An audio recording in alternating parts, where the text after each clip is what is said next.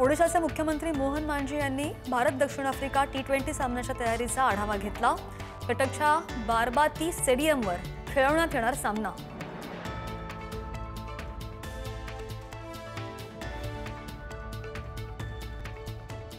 चौऱ्याण्णव वर्षांच्या पाणीदेवी गोदारा यांनी पुन्हा एकदा रचला इतिहास। चेन्नईत झालेल्या आशियाई मास्टर्स ॲथलेटिक्स चॅम्पियनशिपमध्ये पटकावली तब्बल 4 सुवर्ण पदकं। रोहित शर्मा विजय हजारे ट्रॉफी खेळणार की नाही या संदर्भात अजूनही प्रश्नचिन्ह। देशांतर्गत 50 षटकांच्या विजय हजारे ट्रॉफी स्पर्धा 25 डिसेंबरपासून सुरू होत आहे। बॅडमिंटनपटू जर्नील 15 नोव्हेंबरपासून टोकियोमध्ये सुरू होणाऱ्या कर्णबधीर ऑलिम्पिकमध्ये भारतीय दलाची ध्वजवाहक असणार। स्पर्धेत भारताचा विक्रमी 111 सदस्यीय मोठा संघ सहभागी।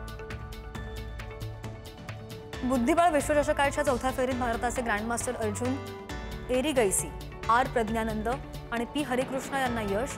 आता यांची 5व्या फेरीमधील प्रवेशासाठी टाय ब्रेकरमध्ये झुंज।